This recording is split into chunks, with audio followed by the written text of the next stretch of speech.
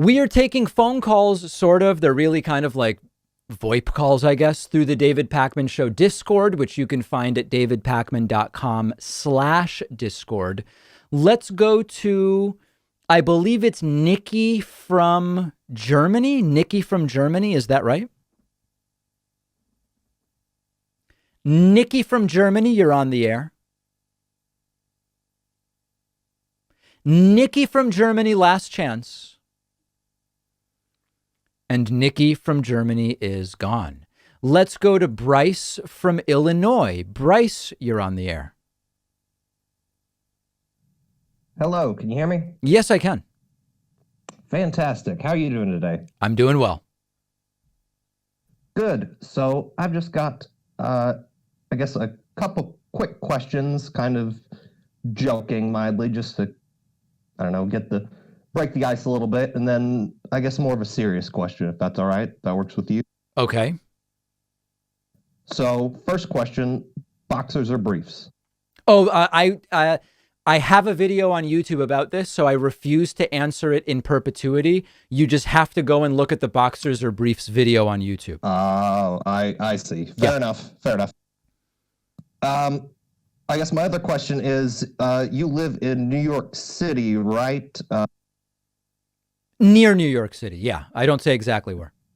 Okay, fair enough. But I guess what's your transport situation like between, I guess, your home and office? I have not been on public transport since February of 2020. I just meant, what do you do in order to get around? You have a car? I have a car. I have a car. I've been getting really into small, unique electric vehicles lately. They have electric unicycles, whole host of interesting things. So just a matter of curiosity more than anything. But none of these are serious questions. So I guess I'll propose a more serious question. Have you seen the film Idiocracy by Mike Judge? Yes, I have. What do you think the odds are with, the 50% of the Republican Party that refuses to acknowledge that Joe Biden won the election? Do you think that 50% could potentially weigh us down enough to where that is a reasonably valid situation that could happen if we don't blow ourselves up beforehand? Yeah, I don't know specifically which part you mean, but yes, I've expressed significant concern about the fact that, disagreements about what the tax rate should be or how big just the abhorrent, complete lack of trust in science. Yes, that's extremely concerning. That is extremely concerning. I don't know how we fix it, and we've talked about it quite a bit. All right, thank you, my friend. Appreciate the call. I'm going to move on a bit. Let's talk to Andrew from Miami. Andrew, you are on the air. Hi, David. Can you hear me? Yes, I can. I'm wondering what your thoughts are on Biden running on things like canceling student debt or providing a public option.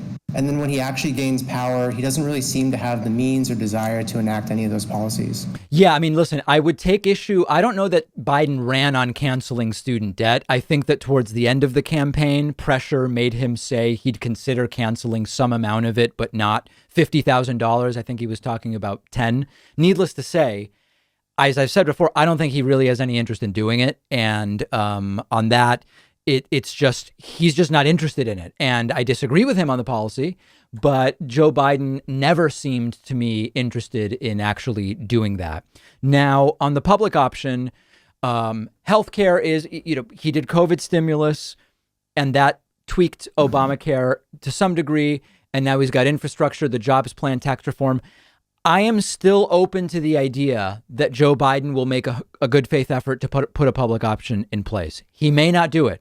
He may not do it because he doesn't try hard enough, or he may not do it because he's not able to get it done. I'm reserving judgment until we see, because we're only 4 months into his presidency. What does it mean to you to not try hard enough to get something as significant as public health option available? Well, to listen, public? I mean, Joe, you sort of know it when you see it. Joe Biden touts how he's been a deal maker who can negotiate with Democrats and Republicans for his entire career. So If Joe Biden simply says, I'd like a public option, that would be a great thing. And, 3 Democrats say we don't want it, and then you never hear about it again. I think most of us would sort of agree that's not really that's not really giving a good faith effort. If he puts together a proposal with Democrats that want it, and it includes a public option, and when whoever, Joe Manchin or whatever, comes out and says, I don't want that, he brings them to the White House and he meets and he lobbies and he pushes, I think we will all know whether it was a good faith effort or not. Well, I mean, that sort of reminds me of the discussion that came around the $15 minimum wage.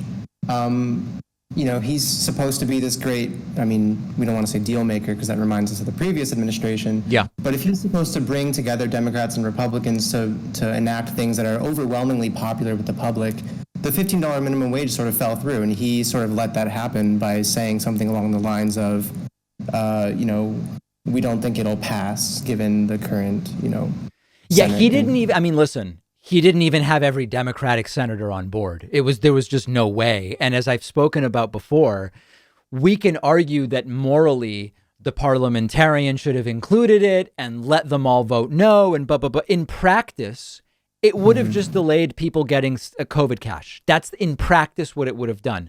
We would have a naughty and nice list, but we sort of do anyway. We sort of know who is against it. So I agree with you. I don't think there was any way anything would happen other than just delaying people getting $1,400. And I'm for the $15 minimum wage, to be clear. Great. That's great to hear. It just seems so interesting how when things come up in terms of propagating the war machine or other things involving funding the private sector, it always seems like that money is available. But when it comes to funding a $15 minimum wage, of course, or a public option, those things are more difficult to happen for some reason. 100%. We never question where will we get the money for all these bombs and missiles and rockets. 100% right, and that's an analysis I've been making for some time, and you couldn't be more right. Excellent. Glad you agree. Thanks so much, David. All right. Going to let you go. The audio really sort of kind of falling apart there towards the end, but it sort of held to some degree for a period of time. One of our sponsors is Vincero Watches, giving you 15% off. A high-quality wristwatch is the perfect way to elevate your style. Own at least one watch that makes you feel great when you put it on. You can often see me wearing my Vincero watch on the show. Mine is the gunmetal vessel model. I'm a big fan of the metallic look of the face of the watch. I like the silicone strap. You won't find a better made watch for this good a price anywhere else. When you put it on, you know you got more than you paid for. Vincero believes in crafting super quality watches from high-end materials, but selling them at fair prices, which is why they have over 26,000 five-star reviews. And they stand behind every watch they make with a 1-year return policy and 5-year warranty. They'll give you 15% off everything in their store and free shipping at davidpakman.com/watch. Use the coupon code PAKMAN.